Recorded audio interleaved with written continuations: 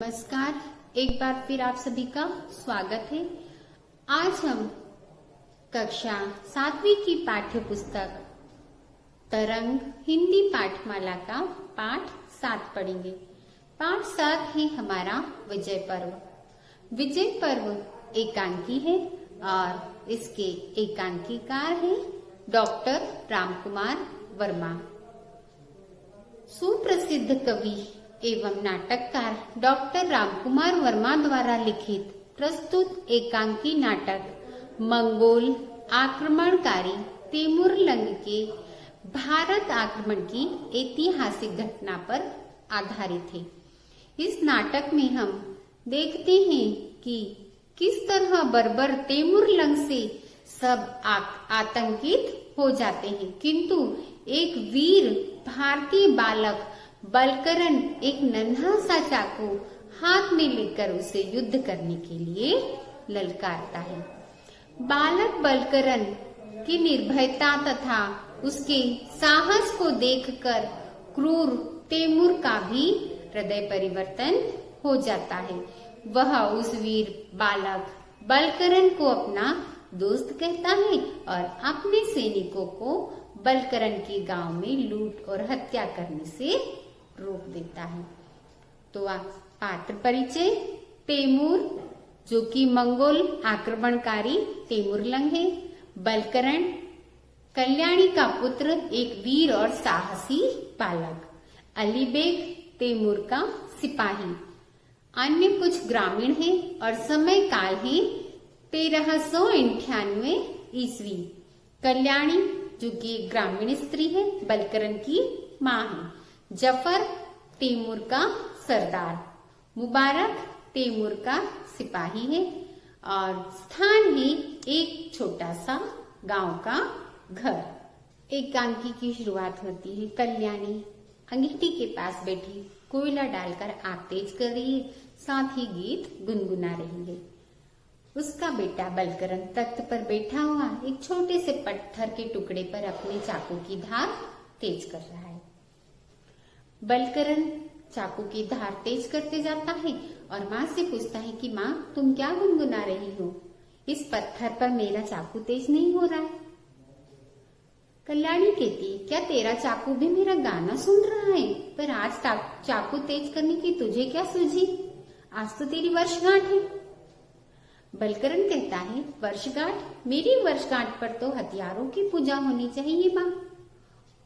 पूजा? हाँ तो माँ, क्या यह वर्षगांठ वैसी ही होगी जैसी हर साल हुई, पिछले साल हुई थी?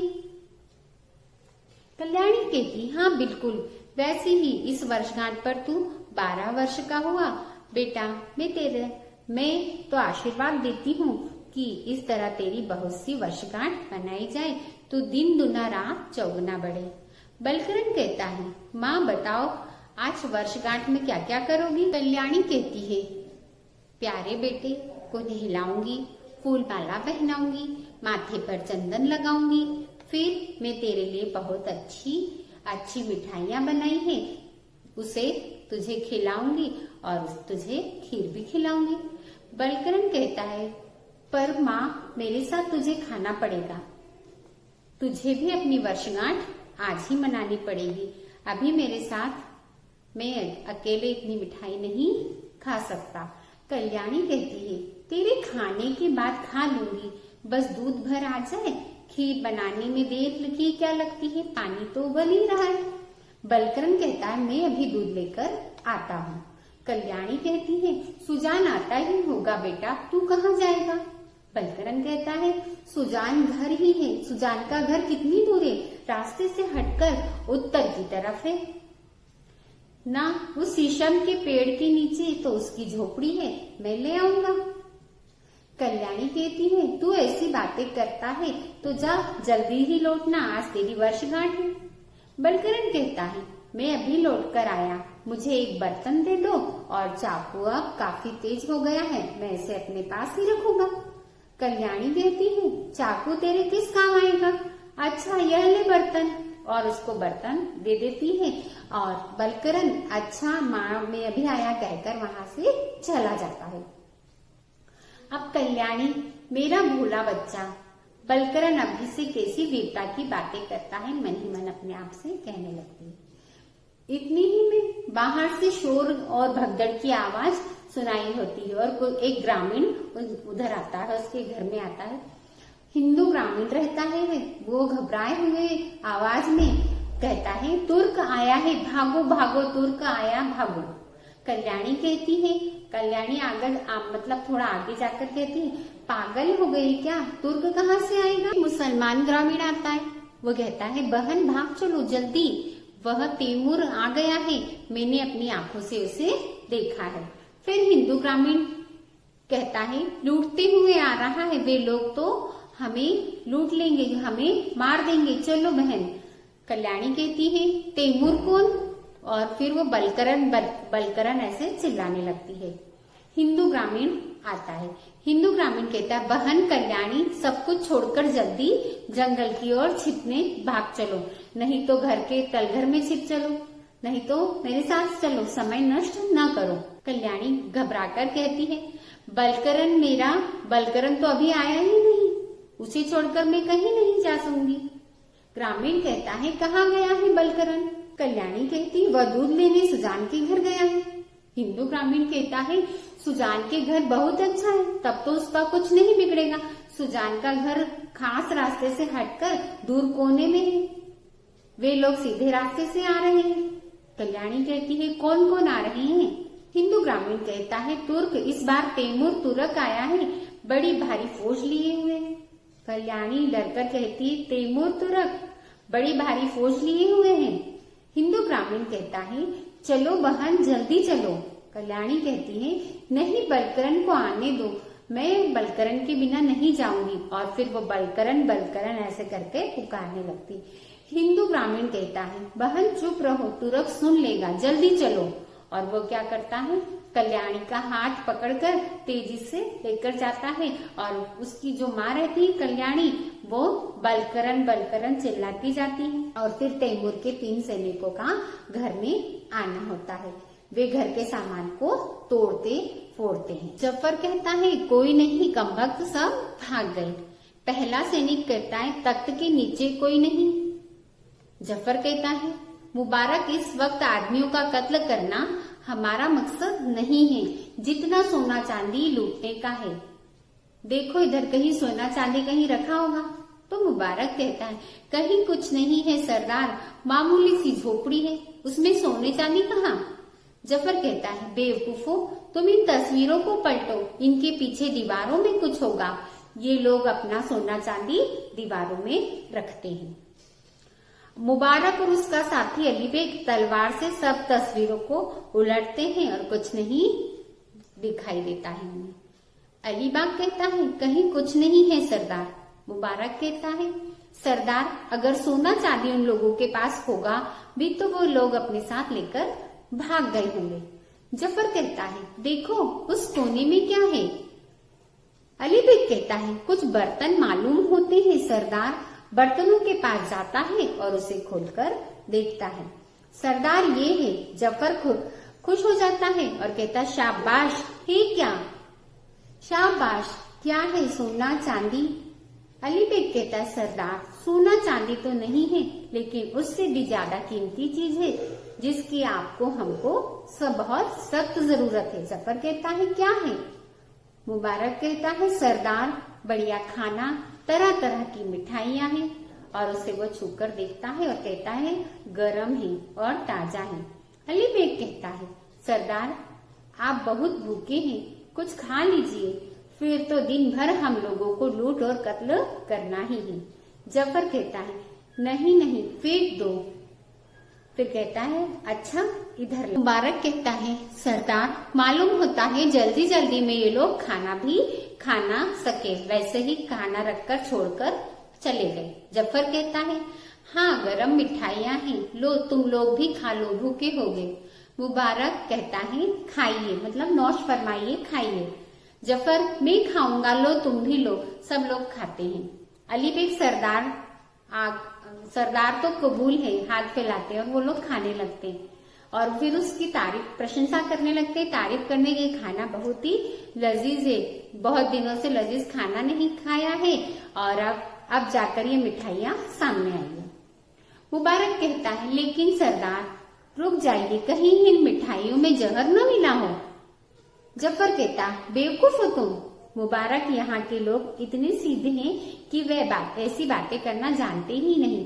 फिर हमने अपना धावा इतनी जल्दी बोला कि किसी को ऐसा करने का, सोचने का वक्त ही नहीं मिला होगा। अली बेग कहता है, सरदार सच फरमाते हैं, सच कहते हैं। जफर कहता है, और फिर 2 दिनों के बाद इतना अच्छा खाना नसीब हुआ है। भूख प्यास से बुरा हाल है, अगर इस तरह मरना है तो मिठाई खाकर ही क्यों न मरे। अली बेग कहता है, सरदार ने क्या बात कही है, मिठाई खाकर क्यों न मरे, वाह। इस तरह वो कहता है। फिर अब आवाज आने लगती, चुप रहो कमबख्तो। तैमूर लंग आ जाता है। वह लंगड़ाते हुए आगे बढ़ता है और उसे देखते ही सब चौंक पड़ते हैं। मिठाइयाँ जमीन पर फेंक कर फौजी ढंग से तनकर खड़े हो जाते हैं। सन्नाटा छा जाता है। तैमूर लंग तीनों को घूरता हुआ आगे बढ़ता है। तैमूर तेज आवाज में कहता है, कमबख्तो, इस तरह तुम हिंदुस्तान की दौलत गाजी तैमूर के खजाने को भरोगे। जब तुम्हें कत्ल करना चाहिए तुम आराम से तख्त पर बैठे हो, जब तुम्हें जवाहरात ढूंढने चाहिए तब तुम नाश्ता करते हो, और जब तुम्हें धावा बोलना चाहिए तब तुम मिलकर कह लगाते हो। जवाब दो। सब चुप हो जाते हैं। तैमूर कहता है तेज आवाज में, मैंने अफगानिस्तान के बाद, तैमूर तेज आवाज में कहता है, मैंने अफगानिस्तान के बाद हिंदुस्तान का रुख इसलिए किया था कि मेरे सिपाही धन दौलत लूटे बदले आराम से खाना ढूंढ रहे फिर रहे हैं। तुम यहाँ मौज से खाना खाओ और गाजी तैमूर 3 दिनों से भूखा रहे और रात दिन हुक्म देता रहे। मैंने तुम्हें क्या हुक्म दिया था? जफर कहता है, यह कि आज शाम तक अमरकोट पहुंच जाना है। तैमूर कहता है, तो अमरकोट पहुंचने का यह रास्ता है? कमबख्तो, जाओ, आज शाम तक अमरकोट पहुंचने का मेरा हुक्म पूरा करो। तीनों सैनिक शीघ्रता से जाने लगते हैं। तैमूर बड़बड़ाने लगता है, गला सूख रहा था, 3 दिनों से खाना नहीं मिला, कल से पानी भी नहीं नसीब हुआ था, उसका गला सूख रहा था। जमीन पर गिरे हुए बर्तन को तलवार से सीधा करता है। सब खाली, कमबख्तों ने कुछ भी नहीं छोड़ा, ऐसा कहता है। लेकिन कोई बात नहीं, हमारी किस्मत में आराम कहाँ। उधर से बलकरन दूध लेकर आता है और मामा पुकारते हुए कहता है, माँ दूध ले आया। तैमूर कहता है, दूध? बलकरन कहता है, यह सब क्या है? क्यों मेरे घर में घुस आए हो? मेरे घर में घुस आए, तुम कौन हो? माँ कहाँ है? माँ माँ चिल्लाने लगता है। तैमूर खामोश हो जाता है। तैमूर जोर से कहता है, खामोश। गाजी तैमूर से यह नाचीज सवाल करता है, तुम कौन हो कमबख्त? अगर बात करने की तमीज नहीं तो खामोश रहो। बलकरन धीरे से कहता है, गाजी तैमूर। तैमूर इस नाम से वाकिफ नहीं था। दुनिया का जर्रा जर्रा उसके कदमों को चूम चुका है। उससे सवाल करता है, तुम कौन हो कमबख्त? बच्चे, मेरे तलवार से पूछ, यह तेरे खून में डूबकर तुझे मेरा नाम बताएगी। लेकिन ठहर, यह दूध इधर ला, इस वक्त खुदा ने मेरे लिए भेजा है। बलकरन कहता है, नहीं, मैं माँ के सिवा किसी को नहीं दे सकता। तैमूर कहता है, क्या? लेकिन मैं ले सकता हूँ। दूध मेरा है कि नहीं, अब तुझे इस तलवार से काट दूंगा। बलकरन कहते हैं, क्या तुम तुर्क हो जो खून बहाने चाहते हो? तैमूर कहता है, तू बड़ा निडर मालूम होता है, मेरी तलवार के सामने आ। बलकरन कहता है, मेरे पास सिर्फ चाकू है, मेरे हाथ में भी एक तलवार दो। तैमूर कहता है, ओ, तू मुझसे 2-2 हाथ करने का हौसला भी रखता है? अच्छा, पहले दूध पीऊंगा, गला सूख रहा है। तख्त पर तलवार रखकर दूध पीता है और बलकरन दौड़कर तैमूर की तलवार उठा लेता है। तैमूर कहता है, मेरी तलवार। बलकरन कहता है, तुम्हारी तलवार अब मेरे हाथ में है, अब तुम सामने आओ। तैमूर कहता है, सामने आओ, शाबाश, लेकिन मेरी तलवार तुझसे संभल नहीं सकेगी। बच्चे, इधर ला। बलकरन कहता है, दूध छीन लिया, वैसे तलवार भी छीन लो। तैमूर कहता है छीन लूं। बलकरण कहता है छीन लो, पर लड़ने वाले तलवार नहीं छीनते, वार करते हैं। तैमूर कहता तेरा कहना सही है बलकरण, मालूम होता है तू बहादुर है, मेरी फौज में भर्ती होगा।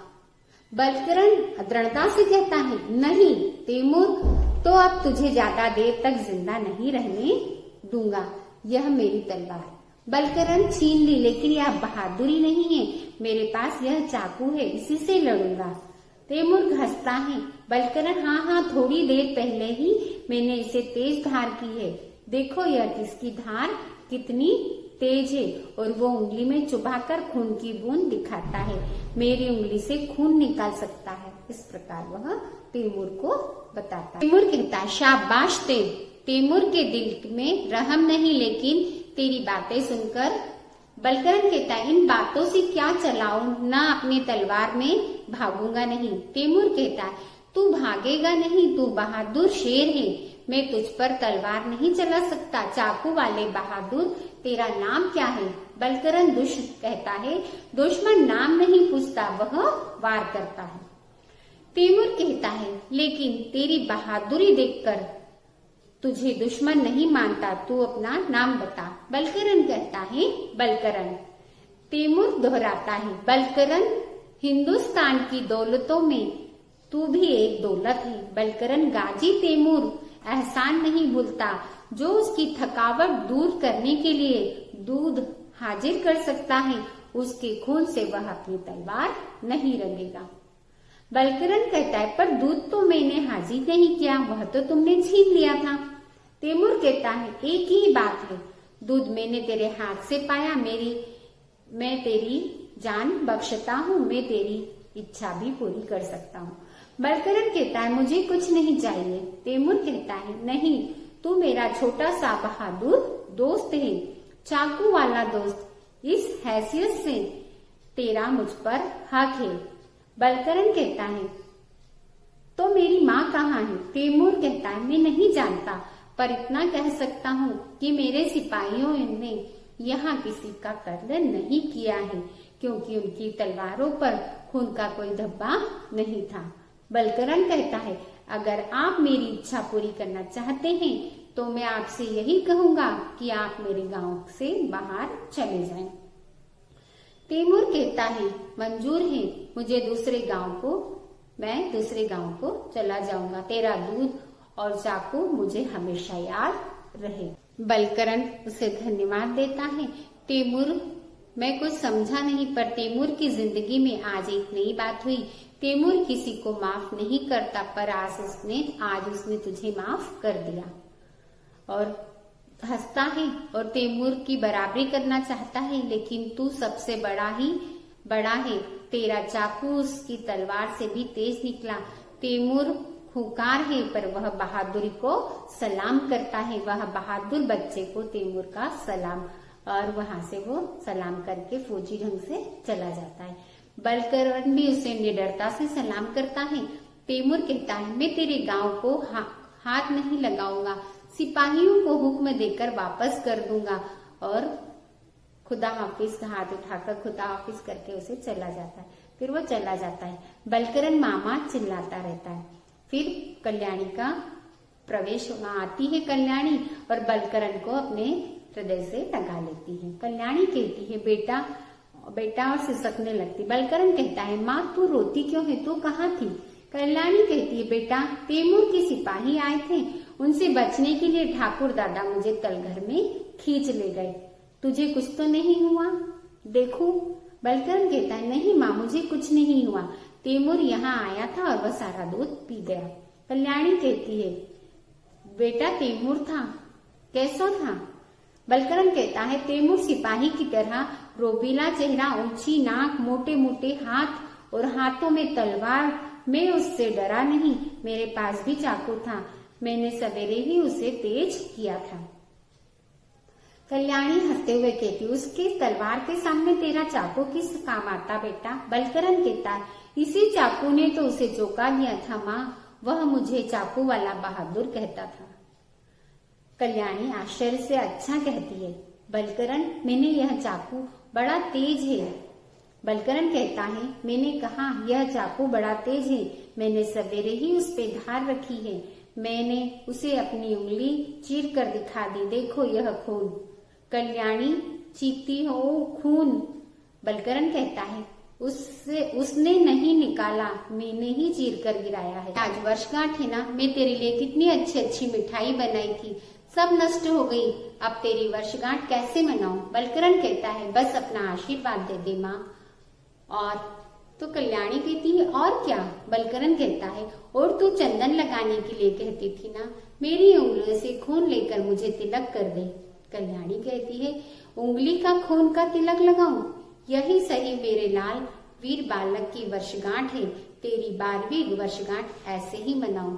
कल्याणी बलकरण की उंगली से खून लेकर उसे खून का तिलक लगा देती है और यही पर एकांकी समाप्त हो।